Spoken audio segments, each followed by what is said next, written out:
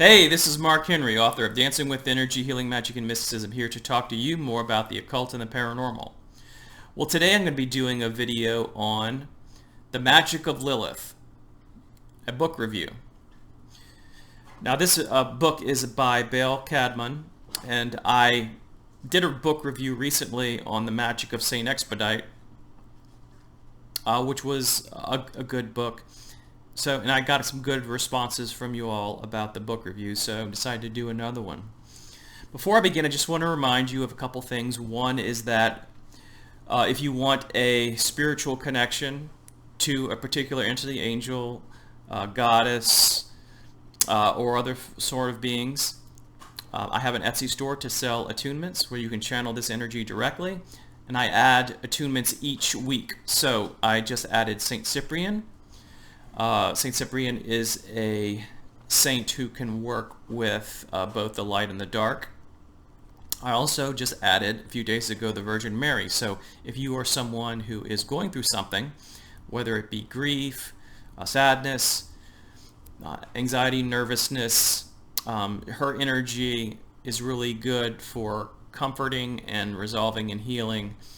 She's also good at, you can use her energy for creating a type of holy water for exorcising dangerous or destructive spirits, or spirits that may be in your home that you just don't like, maybe they're annoying, and creating that water with her energy in order to do kind of a cleansing of sorts, an exorcism. So check that out. I particularly like that attunement. It has a good feel to me. In any case, let's get to the actual video. So, the Magick of Lilith, calling upon the great goddess of the left-handed path. So, and this, just to let you know that Lilith is considered a Babylonian goddess. She is also classified by the Judeo-Christian tradition as a demon. So you'll find her in the dark tree, the other side of the coin of the tree of life in the Kabbalah. Now, Baal Cadman starts out talking a little bit about Lilith and her qualities, which are things like rebelliousness, defiance, rule breaking. It's a little bit like, Lucifer in that respect. She also has certain associations. For example, that of killing babies.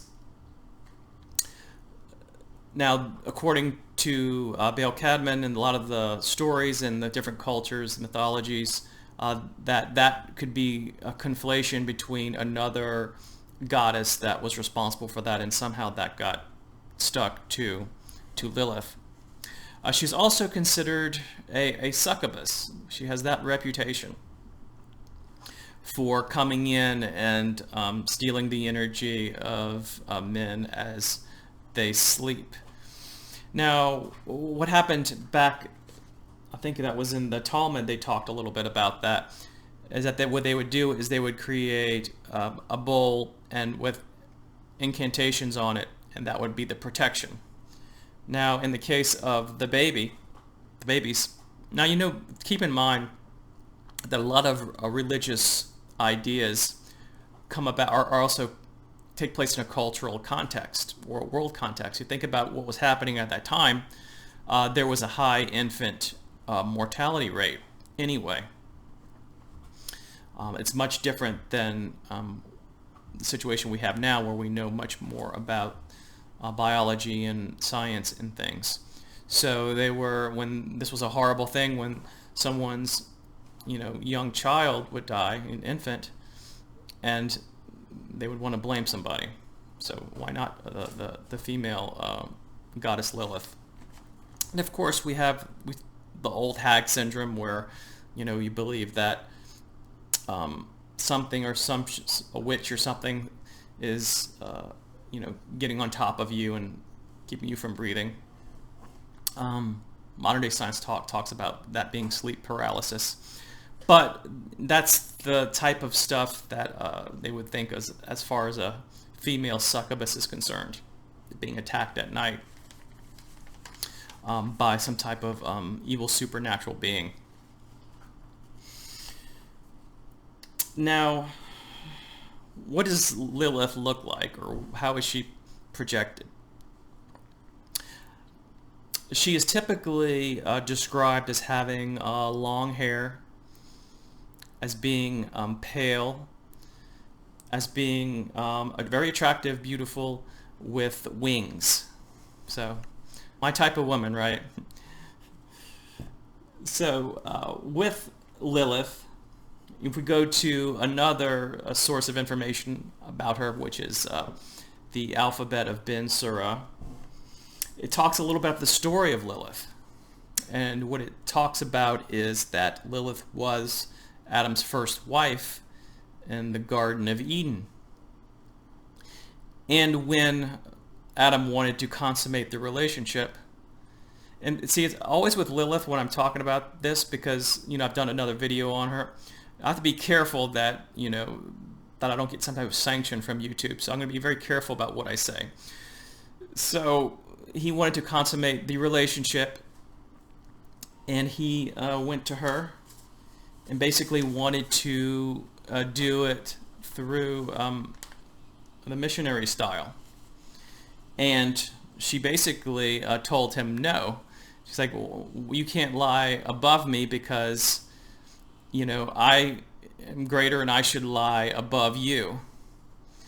Thinking that, you know, basically tell him, you know, you're not, I'm greater than you in every respect, so why am I going to allow you to get on top of me and be in a submissive, subservient position?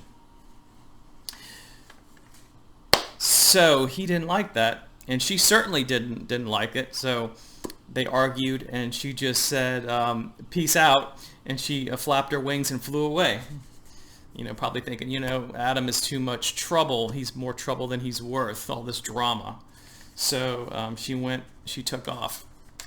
Now God saw this and didn't like it, because he picked out her for him and sent, I believe it was 3 angels, if I'm not mistaken, to go and to escort her back. So they talked with her. They wanted her to come back, but she said no. So they said, okay, this is how this is going to work. You're either going to come back with us, or we're just going to flat out drown you. Yep, you can't make this stuff up. So she said, well, you know, F off, you know, and then she flapped her wings and flew away. And then, you know, as part of this, you know, she got associated with, you know, being defiant and not listening to God, and became like an, you know, evil being, if you want to think of it that way. So that is the story of Bensura. All right, so getting back to the book, because you might want to buy this book. So typically what Bale Cadman does is he'll go through the basic background information that you need to know. His books are rather short. It's great for people who have short attention spans, who don't want a big, long tome of information. And of course, you can't please everybody. Some people, that's one of their criticism. They want more information. Well, so he gives the background information, and then towards the latter half of the book, he'll actually give the rituals. So with this particular book, I'll kind of read out the chapters to you in case you're interested. So the number 1, excuse me, not chapters, but the rituals. The ritual 1 would be to place a curse on an enemy. The second one would be to bend someone to your will. The third, to gain seductive powers. Fourth, protection from Lilith. From, you know, Lilith giving you protection. 5, to gain courage and inner strength. 6, to gain occult knowledge and magical power. And 7, to physically dedicate yourself to Lilith in order to heighten the pleasure for you and your partner. Now, with these particular rituals, he'll go ahead and he'll start to outline, okay, so what you need. These materials, there usually aren't anything significant. Then he'll kind of go through with Lilith, there's an opening prayer to Lilith. That starts after you gather materials and you light your candles, you say the opening prayer, and then you go from there. So overall, and that's how all 7 of those rituals are laid out. So that is basically it. If you are interested in Lilith, check out the book, either in print form or in digital form. It's on Amazon. Also, if you are interested in an attunement to Lilith, she is in my store too. All right. Other than that, if you all want to join my Patreon, which is where I put extra videos, sometimes the second parts of these videos. I have private messaging. I even have people who are taking advantage of readings and of coaching. So check that out. I'll put a link in the description of that, the Etsy store. And that is basically it. So I will talk to you in a future video. I hope you enjoyed this one, and I'll talk to you later. Bye.